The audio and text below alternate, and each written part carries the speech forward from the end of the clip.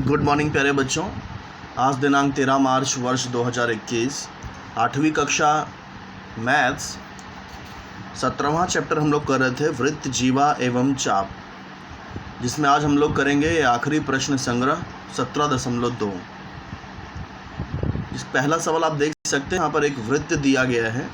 इस वृत्त का केंद्र C है तथा PQ और RS ये दो व्यास हैं जो एक दूसरे को समकोण पर प्रतिच्छेदित करते हैं। तो हमें यहाँ पर बताना है कि क्या चाप PS और चाप SQ ये सर्वांगसम है अथवा नहीं। चाप PS और चाप SQ के बारे में हमें बात करनी है कि ये सर्वांगसम है या नहीं। तो चाप PS और चाप SQ ये आप डायग्राम में देख सकते हैं। तो देखिए बच्चों, हम शुरू करते हैं। चाप PS और SQ अगर हमें देखना है तो हमें इसके द्वारा, इन दोनों चापों के द्वारा बनने वाले जो केंद्रीय कोण हैं इसके माप हमें देखने होंगे। अगर किसी चाप के द्वारा केंद्र पर बनने वाले कोण सर्वांगसम हों तो फिर वो चाप भी सर्वांगसम होते हैं।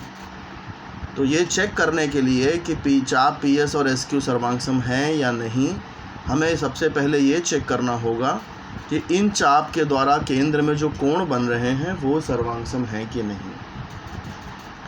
तो अब वो सर्वांगसम होंगे ही। क्यों सर्वांगसम होंगे? क्योंकि यहाँ जीवा PQ और RS परस्पर लंब हैं, तो केंद्र पर बनने वाले सभी कोण 90 अंश होंगे।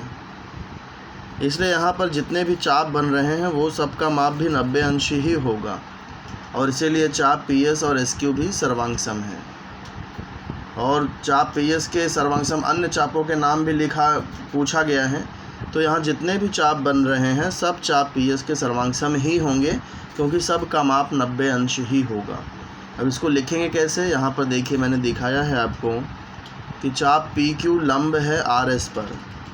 चाप PQ लंब RS, ये लंब का निशान है। ये जो मैंने उल्टा T जैसा आप देख रहे हो, ये लंब का एक सिंबल है, लंब लिखने का एक निशान है।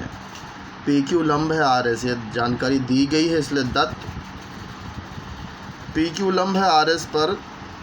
तो यहाँ पर कोण PCS और कोण SCQ, कोण QCR, कोण RCP, ये जितने भी केंद्रीय कोण हैं सब का माप 90 अंश ही होगा।